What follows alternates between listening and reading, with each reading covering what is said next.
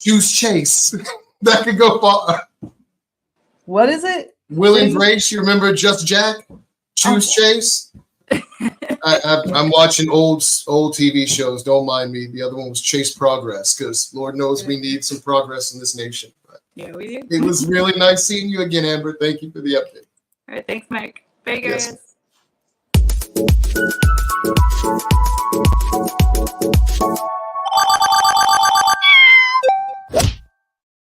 All right. Our next guest, folks. He's a high flyer. He's a hero. And he's running for mayor of Miami-Dade County here in Florida. Please welcome Miguel Quientero. Hello. Thank you very much. Thank you for having me. Nice. Nice meeting you. Hola. Nice to meet you. She's serious, though, when she says you're high flying, right? So I read something about that. You want to tell us a little bit about that? Yeah. So I am the owner of Miami Flying Trapeze. We're the only school in the South Florida area between three counties, the major counties down here, Broward, Monroe, and then Miami-Dade County is the biggest county in Florida in population. And we have a very big budget. So our budget down here in the county is bigger than 9 state budgets. And we're one of 67, 66. Feena is 67, 66 counties in Florida. Yes. I think Yeah. we have a $13 billion budget here in the county. Wow. Property value has skyrocketed naturally. It's still on a rise. Now, I think rentals are starting to be a little bit more competitive and start. They're hinting at going down, but they haven't gone down yet. But property value, it continues to trend higher, higher than any other local county or in the country. So Miami's on fire. My dad lives down near Hialeah. He lives in Miami Lakes. Oh yeah. So I understand what you mean by property values going through the roof. I was looking for a couple houses down there. I wanted to get just those little 564 square feet boxes they have. We're going for $300,000-400 grand last time I checked. You know, I gave up on Miami. I gave up. It's brutal. So the home that I'm currently in, we bought in 2020. We got in right at the start, so we got very lucky. But I can't imagine anyone buying now, because even this home, in 4 years, if I put it on the market, I will have quadrupled my investment. That's how much it's gone up in 4 years. So every year since 2020, I have the price has gone up. The value that we bought it at has gone up that much every year. Everybody thinks that's great until you realize when you want to upgrade, where are you going to upgrade to? Because everything else went up that much. Right. So no, if you're selling in Miami, it's because you're moving out. You're going to go where that money can carry farther. But yeah. So that's one of your platforms is housing and urban development out there. Well, yeah. So there's certain areas. So natural. Excuse me. And I'm fighting an infection, so I apologize. I'm really tired. Oh, it's okay. It's okay. But so one of the big things is Miami has to densify, and that's the Live Local. It's a Florida act. It's a state law. The Live Local Act. Miami is going to densify, but it needs to be done reasonably. There are certain places that want to build up and they want to densify. Downtown is easy. You have the US 1 corridor. That's easy. You have Hialeah wants to build up. They want to be like a mini downtown Miami because it's Hialeah. It's kind of its own little country. When you go to Hialeah, in fact, the primary language is Spanish, and it's really cool. I love it. I love the culture that they have there. It's still the United States. And for the most part, the politicians on Hialeah are reminded and still know that it is the United States, but they have their own culture. But they want to build up. They want to densify. You have Dadeland, which is another area down here. They want to build up. But when you start to want to densify the suburban, single-family home areas, and you want to put these high-rises there, that doesn't make sense. The people don't want it, and yet current politicians, they're all, a lot of them are, most of them are attorneys, and then their side hustle is always development, because that's where the money's at. It's in property. So they have their hands in building structures, whether it be commercial or private, or rental units is the big one. And it's cheaper for them to go into these single-family home areas, specifically the Black communities, which I'm a big advocate for the Black community because they're the ones who get trampled on all the time. They're the ones who get taken advantage of. And now there's no bad property in anywhere in the county. Anywhere you develop, it's great, but you can still get somewhat of a deal in a Black communities the way people see it, because they're lower income areas, and it just seems like people don't care about Black people. It's what's happening in PG County right now. They take over. Yeah. And so you have these either retired politicians who are still well connected, or current politicians who are buying up property, and they don't care how it affects the community that has been living here for 50, 60, 70 years. And they're passing down this generational wealth that now is being reduced because they're going to build apartment buildings for rentals. Well, people know that if you do that, it's going to destroy the property value of those who own homes. So for instance, the home that we have, we have 2 private lakes that we're attached to, and we own a piece of it. Right now, the current administration has put a director in place that has changed the law in 2021, where now these lakes can be filled in and build rental units.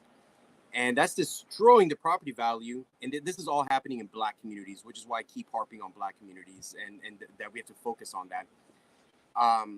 They're going to fill in these lakes. They're going to take away the beauty. Now there's going to be more traffic, more trash. And it's something that doesn't have to be done. There's other places that they can build up. But they do it because they own it. They buy these properties that were worth nothing because you couldn't develop on it before.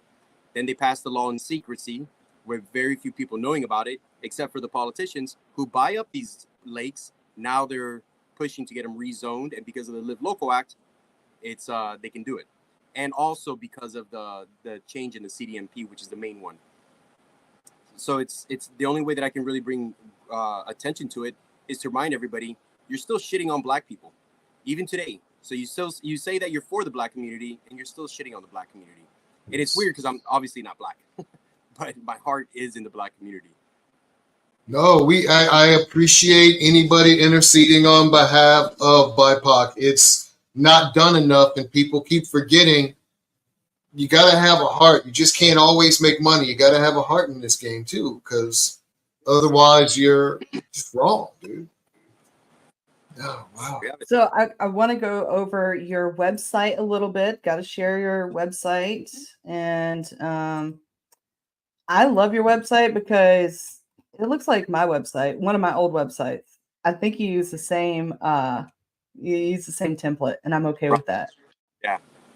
Good ideas don't require force. And keep it simple. It gets the message out. It's visually appealing. So it works. And there's actually a video on there that I think people would love to see. A lot of people don't get to see. If you go back up and then keep going. Let me see. Actually, you know what? Hit home.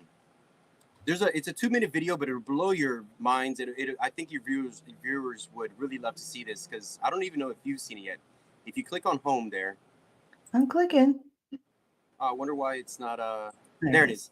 Click play on that, and Hero runs for mayor. And in custody, accused of setting a fire at an apartment complex in Miami. A surveillance video shows the alleged arson attack and a neighbor stepping in to stop him. Local 10's Liam Morehong is live in Miami with this story. Liam. And Louis, a grandmother and 2 toddlers were inside of this apartment when the fire ignited. Tonight, they're thankful for the hero that lives right next door. Police say Luis Menendez didn't come to this home to pay a friendly visit. The 23-year-old came with a gas can. Police saying this video shows him pouring it out on a woman's doormat, setting a potentially deadly fire. What went through your mind when you saw fire? I thought people were going to die. Miguel Quientero says he saw Menendez around 1 a.m. Monday, just minutes before the fire. So right there, that's like red flags. I know something's weird. Moments later, Quientero sees flames through his window and a man running away. He says he knew he had to act. I take her mat, I throw it out, I come around and I bang on her door. Meanwhile, Susan Rios and her grandchildren were sleeping, startled awake by the sound of the fire alarm triggered by the flames at her door. I saw the smoke coming in, the doors charred on the other side, and all I could think of is I've got to get these babies out safely. That was just the horror. But Quientero wasn't done for the night. He ran after the bad guy, tackling him off camera. I put him horizontal. I mean, I saw the bottom of his feet. He went flying. It was a good feeling. Menendez bit Quientero during the scuffle, but eventually lost the fight. Quientero brought Menendez to his neighbor's front door in a chokehold until police and fire rescue arrived. I've wrestled for many years. So that came in handy? High school, college, yeah. You got him? Oh, I got him. I don't even know what to do for him. He's literally saved our lives. And so Rios tells us her family does not even know Menendez. The motive for all of this is still under investigation. Menendez faces serious charges: attempted murder, arson, battery. He's behind bars tonight on a $165,000 bond. Reporting live in Miami, Leanne Morejon, Local 10 News. Oh, wow. I love that. I love that so many ways. Like you went, like, I love the mugshot they had of him because he had that shiner. I know that's from you.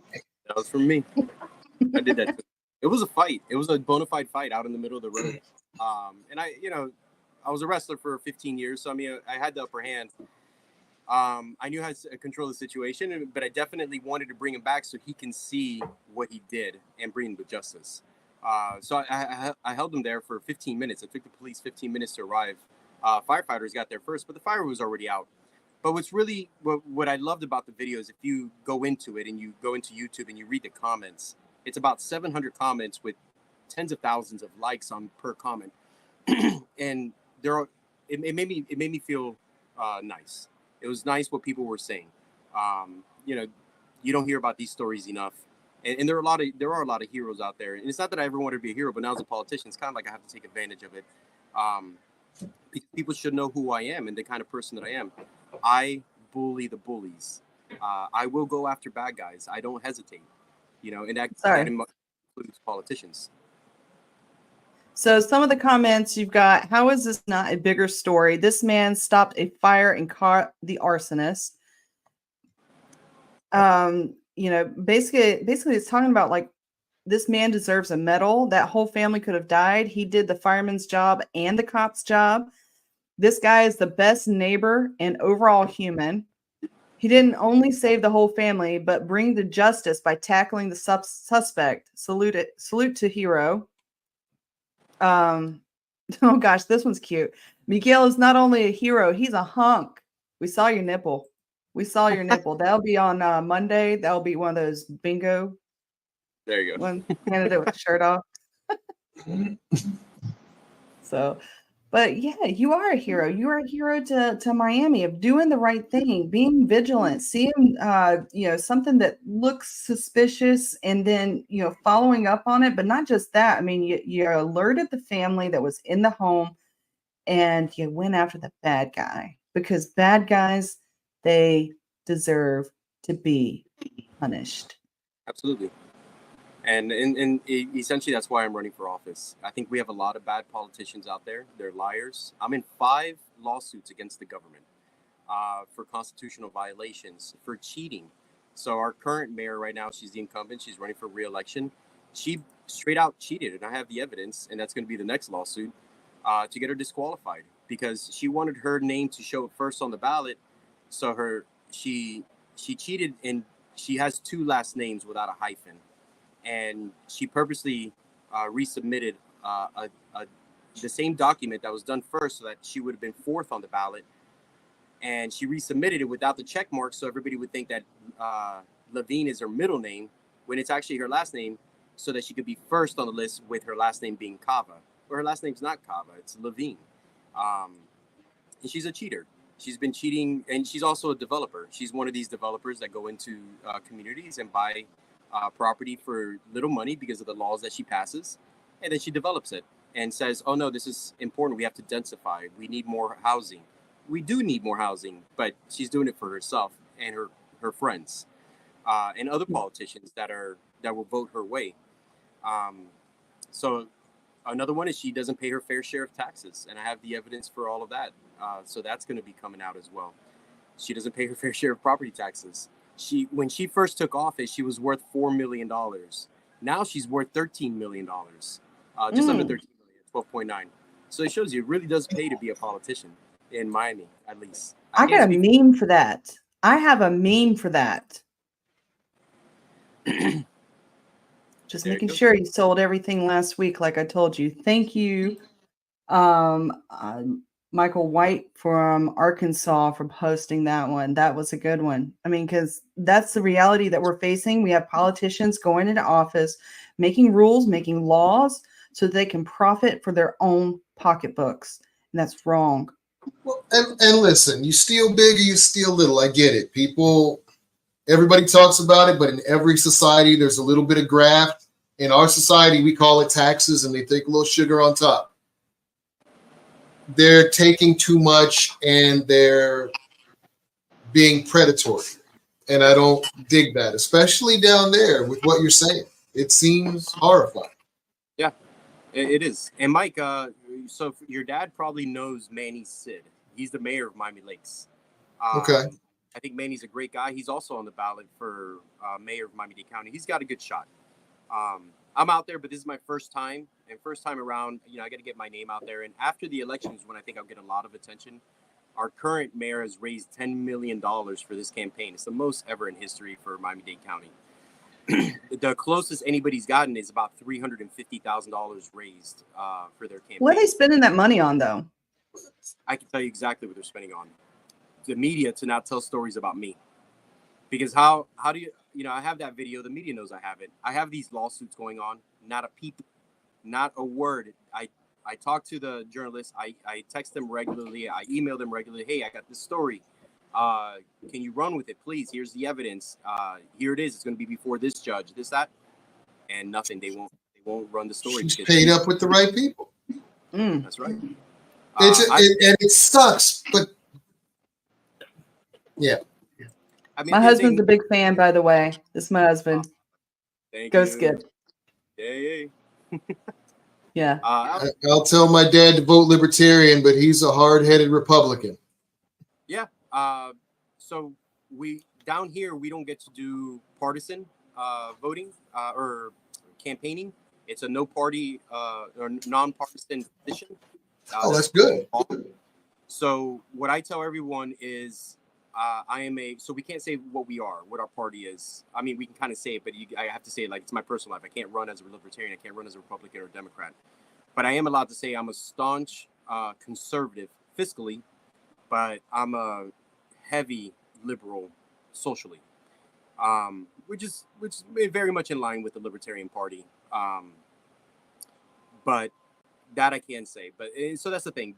Where Manny, everyone knows he's backed by the GOP more than some of the other candidates. We basically all the other candidates, but our incumbent, are conservatives and lean Republican or are registered Republicans in their private lives. I'm the only one who's registered Libertarian, and I think that's it. I'm the only one who's registered Libertarian. The other ones are registered Republican, and then our incumbent is a registered Democrat who raises money for the Democratic Party.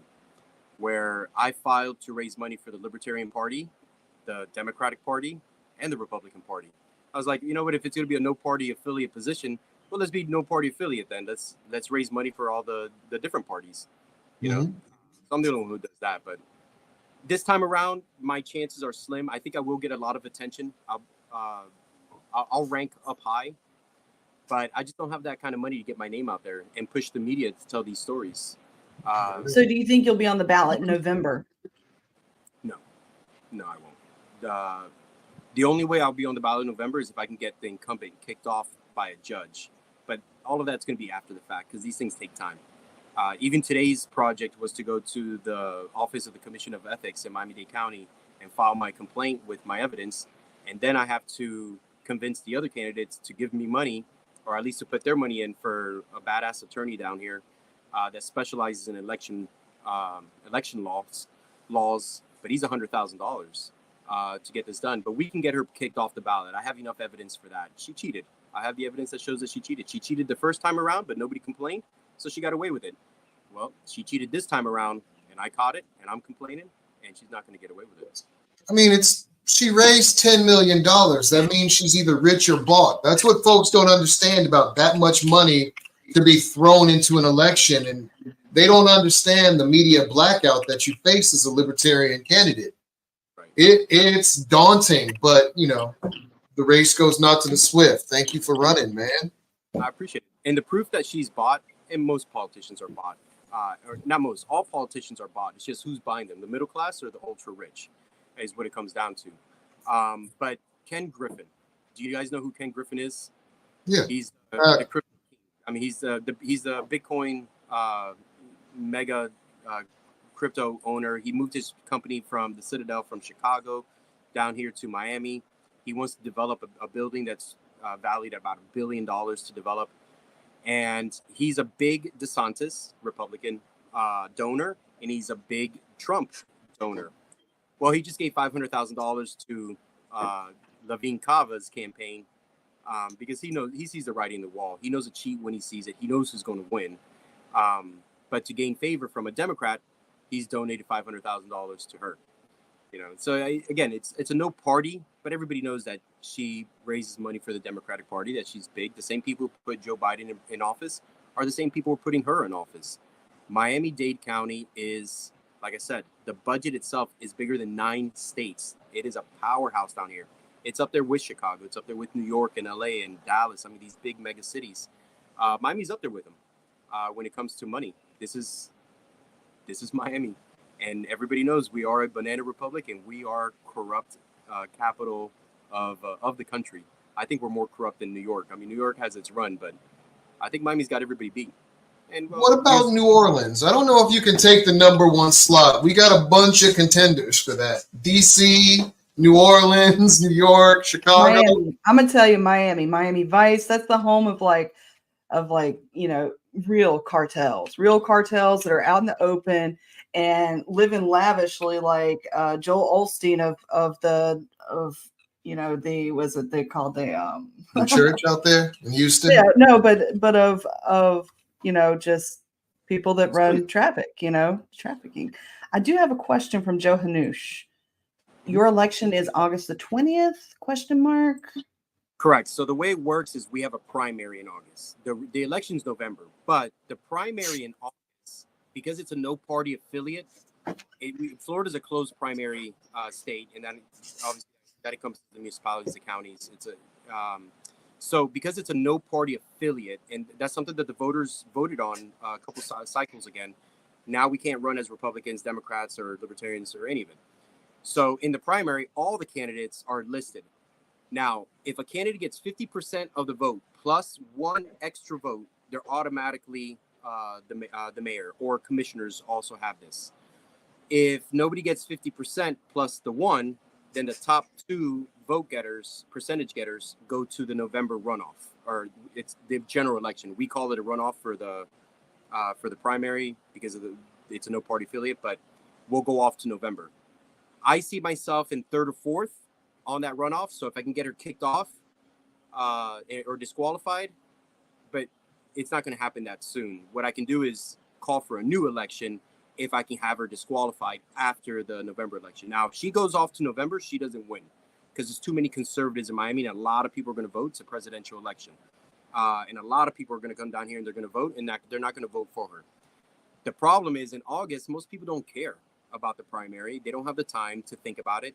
And they don't realize that she's using that money to make sure she busts all her supporters out there to vote or to get people out to remind them this is where she needs to win, because if she doesn't win in August, she doesn't win in November.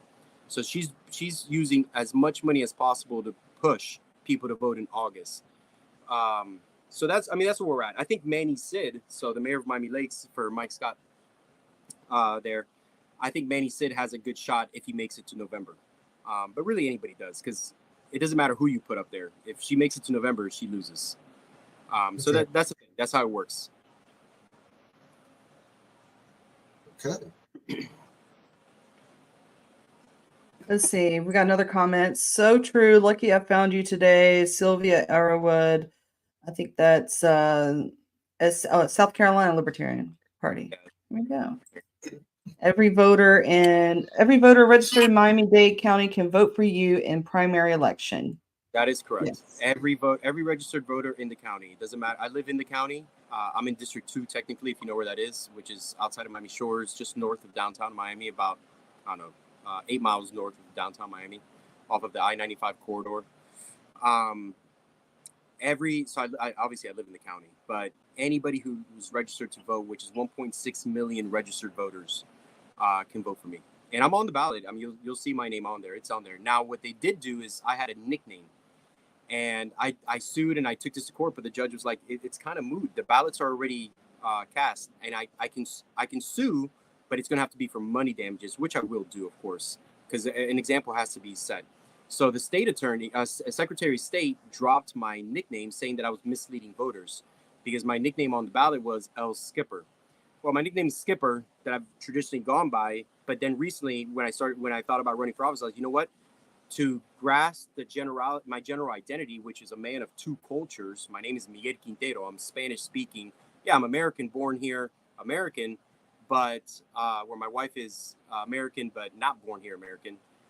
But I speak English, obviously fluently well. It's my primary language, but I also speak Spanish fluently well, as do 60% of the voters and residents of Miami-Dade County.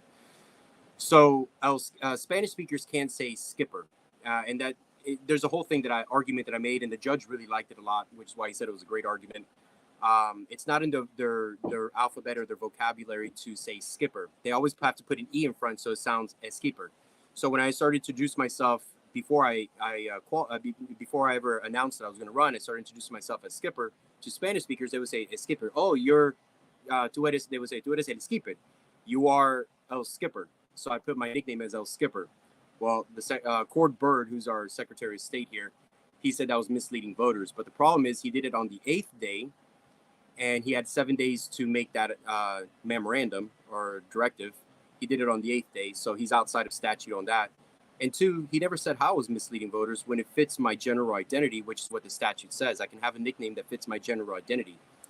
So if it's and they did it like that on purpose because they knew that a judge was their hands were going to be tied. They wouldn't be able to reprint all these ballots. It's 1.6 million ballots, and they started early on those ballots as early as they could. So I mean, that'll be a tort lawsuit after the fact, after the elections. So like I said, I've accepted that I'm not going to win this time around. I think I will get my name out there. I think I will get a lot of attention after, and then I'll run again in 4 years.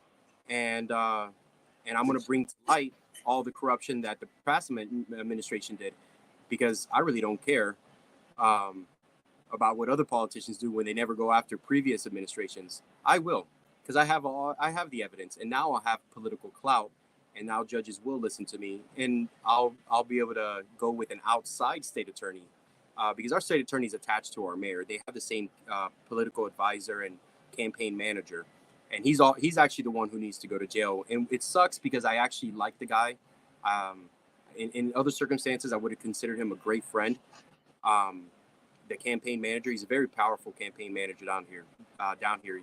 He's basically the campaign manager to half the commission, the mayor, the state attorney, and most of the powerful politicians in Miami, including the city of Miami and other municipalities, because we have 26 municipalities within the county. But this guy is very powerful. And as a person, he's been to my house. We've spoken, and I like him. I think we could have been great friends, but he's still a crook. He's still a cheat, and he still has to answer for the crimes that he has committed. And that's what I'm going to do. Got another question from Joe Hanush. Is your campaign on social media? Technically, it is on Facebook, but I'm more focus on the website, and I ask people just to call me. My phone number is on the website, and I say just call me. It goes directly to my personal cell phone number. Get to know the candidate, and that's how I do it when I go to vote. Is I'll see everybody who's on the ballot that I can vote for. I'll Google their names just to see what pops up, and usually it's going to be the website that pops up first thing, and then so I'll go to the website, and then I'll see, okay, is there a contact phone number? If there isn't, I'll move on to the next candidate. And if there's a contact phone number, I will call the candidate And if an aide picks up, I introduce myself, say hi, thank you so much. I would like to talk to the candidate. If it's not now, then I would like to be soon. But I won't vote for this person, your candidate, unless I can speak to that candidate. And I would like to set up an appointment over the phone. And if they do that and they're willing to talk to me and I can get to know them that way, that's pretty much where my vote goes. Because at least they're willing to meet with the constituency. But the bigger ones, they won't. The big politicians, they won't do that. Yeah. I got a request for you. So I don't know if you know this, but we do make little 2-minute clips off of the entire show. So I put the entire show onto this AI clip maker, and it looks for like the most like trend-worthy clips of 2-minute clips. So my request for you, I want you to give your 2-minute elevator speech. I'm gonna solo you. I want you to do it in Spanish because it gets out to more people that way. One second though, this was on religion, Ecclesiastes 9:11-12. The race knows God not to the swift. The race goes not to the swift, nor the battle to the strong. You don't get to say whether or not you're going to win. You're on the ballot. You got a shot, a chip in a chair, baby. We play poker. It's okay. So I think you got it. Since you brought up Ecclesiastes, and I'm not a religious person. I was 14 when I got this. I'm gonna show you something. You tell me if you can see it. Now hold on. Oh, another. Take it off the shirt. Oh, wait. I can't see what it says. It's too fuzzy, but I see it's a dog. It's Ecclesiastes. In the armor, right. The armor of God. Oh, that's that's that speech. The end of it is the armor of God portion. So that's the armor of God portion. When I was 14, I got that because I was more religious then, but I always liked that portion of the New Testament where you put on the armor of God and you get out there and breastplate of truth, shield, good work. You got to go out there and do the good work. There is a battle between good and evil, and it doesn't matter if you're Jewish or Muslim or Christian or Buddhist or atheist. To me, there's still a battle of good and evil. And at the time, that's just what resonated with me. And my parents were, I was a really good student in school. I was a 4.8 GPA. My parents were like, you want a what? I was like, yeah, I want it. She was like, well, my mom and my dad was an easy sell, but my mom was like, well, you do well in school. You listen to everything that we ask you to do. Yeah, go get the things that you want. But you brought up Ecclesiastes, and I have it tattooed on my back for the last. That's what I'm saying. It's all meant to be, man. 2-minute elevator pitch, all the stuff you need to say. Take 2 deep breaths and go into it. In Spanish. Do it in Spanish. En español, por favor. Bueno, mi gente, aquí estamos en Miami, la Florida. Yo soy hijo de padres cubanos cubanos que vinieron de Cuba. De niños, se crearon aquí en Miami. Y bueno, yo nací aquí. Yo tengo una persona que es venezolana. Hace 10 años que está en el país. Tiene este primer elecciones que podía votar. Bueno, y gracias a Dios votó por mí. Miguel Quientero. Estoy muy feliz aquí en Miami, pero sí hay mucha corrupción, todo el mundo lo sabe, y hay que cambiar las cosas, hay que enseñar que los políticos hoy en día, y a veces no importa de qué lado son, todavía son corruptos, y muchos de ellos son abogados que saben cómo cambiar las leyes para beneficiar a ellos mismos, pero siempre duele, eso duele el pueblo. También soy un dueño de una compañía. Yo hago trapecio volante. La compañía se llama Miami Flying Trapeze. Y aquí estoy corriendo para ser tu alcalde para el condado de Miami-Dade County. Para que sepa que yo estoy trabajando para proteger la familia mía y mi compañía, pero para proteger ellos tengo que proteger el tuyo. Hay que proteger tu familia, hay que proteger tus negocios, tu casa. Y ahorita lo que están haciendo los políticos están usando code enforcement para entrar a tu casa y eso, ellos están rompiendo la ley de los Estados Unidos, el Constitution y el Bill of Rights, que se dice en inglés, que ellos no pueden entrar a tu casa, pero lo siguen haciendo. Entonces, por eso yo también estoy haciendo una demanda en el corte para que una jueza le dice que tú no puedes hacer estas cosas. Bueno, si quieres votar por mí. Mi nombre es Miguel Quientero. Yo estoy aquí apoyando el pueblo del middle class, de la gente normal como nosotros, que pagamos los taxes, para que deja de abusar a nosotros y dejan de el corrupción. Gracias por tu tiempo. Miguel Quientero, por alcalde del condado de Miami-Dade County. Was that 2 minutes? That was pretty quick. Yeah, that was good. Yeah. That was great. You know I don't speak Spanish. Yo no hablo español. I don't have nothing. I got nothing. Do you Yo want hablo to do español. another two to do it in English also? Do you want to give them 2 more to do it in English? I do it better in English. English is my primary language. I can speak Spanish, but we get into a rhythm with language that it's like walking. We don't think about it. So with language in Spanish, I have to think a little bit harder. Yeah, I can say the words, but I'm looking for the words. In English, I've said the same thing so many times. It's kind of autopilot. Para dos. All right, ladies and gentlemen, children of all ages, thank you very much for giving me this opportunity to speak to you and let you know what I am all about. I am the owner of Miami Flying Trapeze, and I'm also running for mayor of Miami-Dade County. Now, the first order of business that I do as mayor is I put a live camera in the mayor's office to remind everyone it is not my office, it is your office, and you have the right to know what your employees are doing. It's a great tool for me to keep other politicians in check. It's also a great tool for me to show the public how the government is working for us or against us. Now, this government down here in Miami-Dade County has gotten too big. We have a bigger budget than 9 states. 9 states in these United States. Miami-Dade County has a bigger budget than those 9 states. And that has got to come to an end. Our taxes are going to keep coming up. You see our current mayor, she wants to keep pulling bonds for $2.5 million developments that we don't need. We have 33 to 35,000 employees, where 4 years ago we had about 27,000. Well, we need to come back down to about 20,000 employees, because all that is politicians playing with the numbers that show that our employment rates are high when it's fabricated, and taxpayers, especially the middle class, we're paying for something that we're really not getting. Our services don't get better. In fact, they're just going to keep making go up to give money out as they see fit. And it's going to be a very Democrat, socialist leaning. Now, nothing against Democrats, but it is going to be socialist leaning. We are not Europe. We are America. We are not socialists. We are capitalists. And we need reasonable policies that are going to use our taxpayer money efficiently and effectively. And we don't need 35,000 employees. We only need about 20,000 employees for that. So that's what I would do. I appreciate your time. I hope you vote for me, Miguel Quientero. How's that? Good.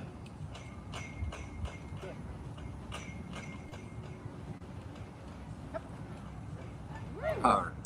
Does your mayor have you? That's right.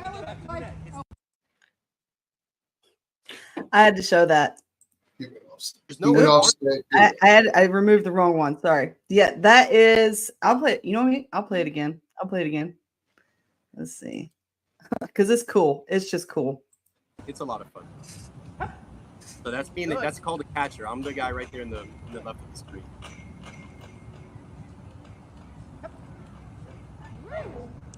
Does your mayor have you? Turn. Is that good for scoliosis? They'll stretch you out, that's for sure. But what's amazing is she's been my student for maybe about 2 months there, and that's without the harness, because there's a harness system when you start off. It's very dangerous. This is death defying. That's what the circus is, and it really is. But I train all my students to cheat death every time they train. So it's repetitive, and there are certain notes that the student has to understand, that these are the points that you have to hit, and you'll be fine no matter what happens. Because if you do come off, there is a net, but even the net could be detrimental, and the net could bounce. It's a trampoline, essentially. It could bounce you out if you fall wrong. You can break your arm in the net, which has happened. You can break your neck in the net if you don't know how to fall. So that's the first thing I teach everyone, is how to save themselves. And then my job is to save that person when they're still in the process of learning how to save themselves. So literally every day that I have these classes, I'm saving people's lives. They just don't know it because I don't say it that way. But the waiver is very clear. It's a bunch of stuff on my waiver that I make everybody sign. We don't provide insurance for you because I'm a capitalist. You're on your own with that. And if you're not comfortable with it, don't be here. So I make that point very clear. Number two, everything here is trying to kill you. So keep your head on a swivel, pay attention, focus. It's not an amusement ride. This is here. This is an art, but it's a very dangerous art. And that's the appeal of the circus. It is death defying. But of course you can cheat death on a regular basis, just like skydiving. How do you get into it? How did you get into it? Chasing girls. I mean, and then asked my wife how she got into it, chasing me, which was great. That's how she got me. She took an interest in the things that matter to me, the things that I like. And she was my student originally. I was like, I can't date my students. She goes, I quit. I'm no longer your student. Now would you go on a date with me? I was like, yeah, I'll go on a date with you. And obviously, she didn't fully quit, but I was like, I can't date my students. It's not ethical. She goes, fine, I quit. And she did. She quit for like a couple weeks, and she goes, would you go on a date with me now? So we went on a date. I was like, you don't have to quit. We've already gone on a date. It is what it is. And then it progressed from there, of course, and we got married, and we live here happily ever after. That's awesome. That's a great story. Why do we do things that we do? We're always chasing somebody or something, let's be honest about it. That's how I got into circus. I was just chasing a girl. I knew nothing about it. I was adventurous. There's all kinds of different things that I was doing. I was thinking about getting in triathlons, but I hate running. I'm a big, bulky guy. I'm 5'4", 200 pounds. I'm not a runner. I've run a lot of my life. But, I don't know. You chased down that guy setting a fire on the doorstep pretty good. You caught him. That one was fun. That's just a lot of adrenaline. That one's. I had a lot of fun doing that. So you saw his face all beat up. I enjoyed doing that. I don't have a problem taking down bad people, And if the guy changed his life, of course I would change my opinion of him. Of course, you still got to do your time. But if you change your life because of it, and he peed his pants because I said really bad things to him. I forced him to go back to this scene of the crime. And I said really bad things to him of what I was going to do to him. And it's not stuff that you want to repeat, but he cried and he peed his pants because he was terrified that I was actually going to do it. And it was like a come to Jesus moment, I hope, for him, where maybe he'll do he did 5 years. That's what they gave him in prison. And I'm sure he's out already because it was 5 years. This was 6 years ago now. He hasn't come looking for me, which is great for his sake.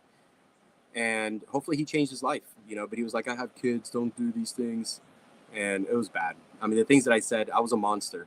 But to me, that's what it takes. If you're going to do these things, I'm a warrior type, and in warriors, I mean, I have a good side, but I always have to have that bad side ready to go because you have to do bad things when you're dealing with murderers, when you're dealing with bad people. Yeah, punishment isn't nice. Punishment isn't sweet. I really like the disparity between the two nominees. One was all about peace, and one is like you're all about peace, but prepare to hurt folks just in case it's necessary. And I don't know. That's the don't tread on me and the F around and find out side. Even I'm sorry, go ahead. No, essentially, that's what I think America is. I mean, we're known to be some of the most kind, loving, generous people on this planet. But we're also known that if you mess with us, we will be the cruelest, most evil thing you would ever see. We want good politicians that would always go towards the side of good. But when it's time to go to war, and we don't want war, we never want war. But when our backs are on the wall, when we don't have a choice, we're gonna fuck shit up, Well, that's what Sadhguru said. He said, we live in a time where if you have something beautiful, people want to steal it or destroy it. And we always had great monks and great artists, and nobody had great warriors, and they suffered for it. So, I mean, I'm down with the FAFO. I just am trying to lead with love. So, I mean, as an artist, that's what I do. I lead with love. I'm just prepared. I'm a big advocate of guns for that reason. We can't always wait for someone else to come save our lives. Yeah, I never want to use it. I've never had to use it, even in situations like that. That's not the only, that's just a situation that was caught on video. It's not the first time I do stuff like that. And I've never had to shoot anybody, even though I've had my gun on me. I've always been able to, because I was younger, and I'm still relatively fit now, where I can control a situation. But if I'm at a disadvantage and people are going to die, I'd rather the bad guy at the hands of a bad guy. I'd rather take out that bad guy. I'll forgive myself. I'll forgive myself for doing bad things. Yeah, I'll feel bad about it, but I'll forgive myself.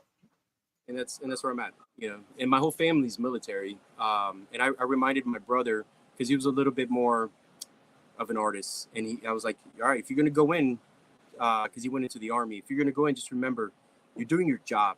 And if your COs say you do it, and it's not you doing it, it's your CA doing it. You're part of the tool, but you do your job and you know that you served your country. He had a hard time with that when he came back from tour, a very hard time. It took him about 6 years to come back to some level of normalcy. I didn't recognize him at all.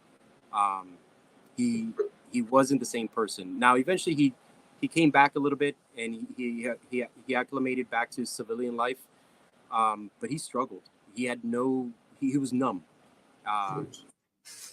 But yeah, but that's the thing. Yeah, we are tools, whether someone wants to say tools for God, to defeat evil, or tools for the universe, however you want to say it. You know, there is a war of good against evil, and it gets gray when it becomes political and you're going up against politicians. So obviously, in that realm, there's no need for war, because we're not there yet.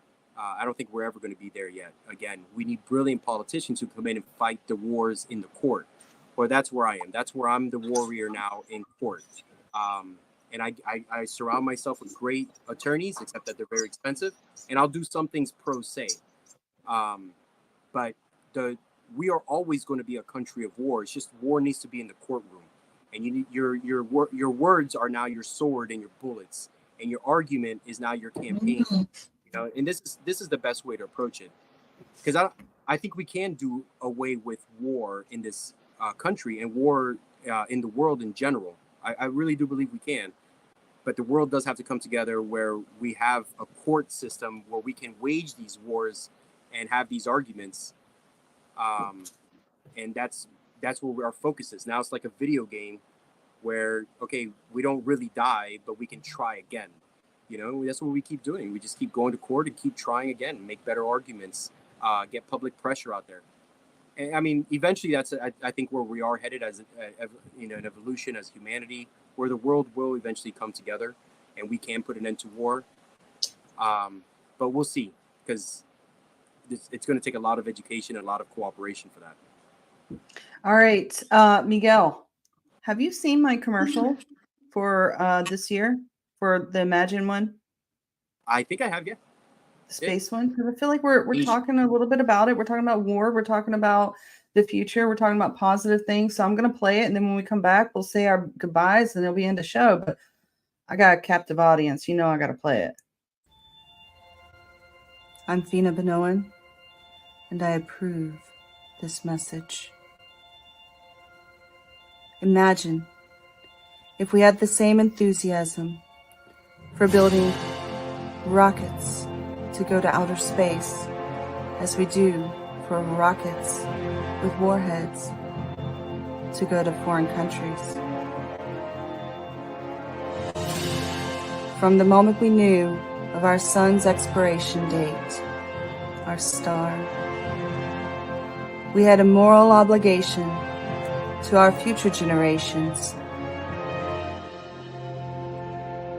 T-minus 5, 4, 3, 2, 1, booster ignition, and liftoff of SpaceX Dragon, hoisting harmony to the heavens and opening new gateways for international science.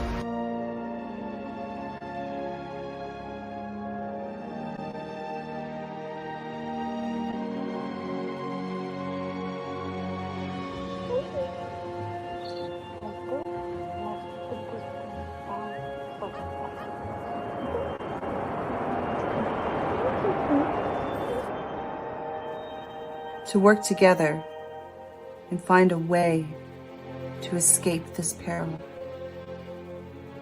It's bigger than one person. It's bigger than a generation.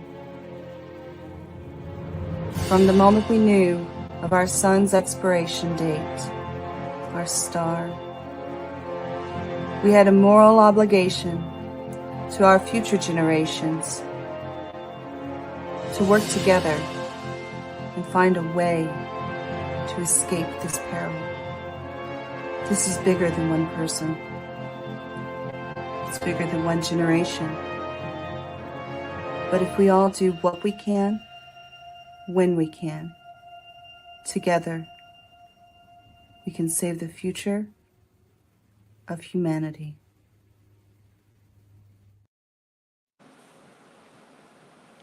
You've gotten very good at that. That's a great commercial. The only thing is I couldn't hear it on my end. It's very, very low. I don't know if you can fix that on stream, or I don't know how it is for Mike or your audience, but I heard it. So on my end, I don't know if I'm doing something with my browser, because I can hear you guys super loud, super great, but the commercial was like so low I couldn't hear it at all. Even putting my ear up to it, I couldn't hear it. okay.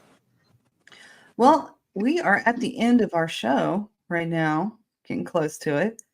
Thank you for coming on the show, Miguel. And considering this was an episode about religion, we've got 3 candidates that are running for office, that are running to lead the country. And I believe that the best leaders of our country have some kind of anchor in religion or spirituality of whatever kind. And I would like us to end with, if you all know it, the Lord's Prayer.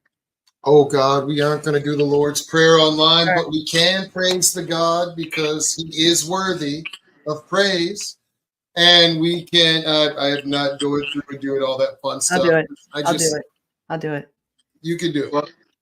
Our Father, who art in heaven, hallowed be thy name. Thy kingdom come, thy will be done, on earth as it is in heaven. Give us today our daily bread, and forgive us of our trespasses, as we forgive those who trespass against us. And lead us not into temptation, but deliver us from evil. For thine is the kingdom, the power, and the glory, forever and ever. Amen. Amen. All right. It is a good prayer. Yes, Here's a fun fact. I almost went to seminary. I studied theology. I majored in theology in college. Almost went to seminary, but I'm not a religious person anymore. I'll fly the Israeli flag. And so, again, you got to understand my constituency down here. It's most of my friends and family down here in Miami. We have a big community. But I also fly the Muslim flag if I at times if I move to it. But I don't bear a cross. I'm not religious anymore in any way, but I will always break bread with those who are, regardless of what religion it is. If it's the deliver us from evil. Deliver us from evil. Forgive us of our trespasses as we forgive those who trespass against us. And lead with love, because that's what He said. Love thine enemy as you love yourself. I'm just trying to live like He did, and I'm trying to be an example instead of giving the words, although I should be getting better at giving the words because that's part of discipleship. But I ain't trying to, I ain't trying to be a bishop, Reverend Brother Pastor. All right, folks, this is the end of the show. And thank you so much, Miguel, for coming on. And I'll see you all next Tuesday. See you next Tuesday.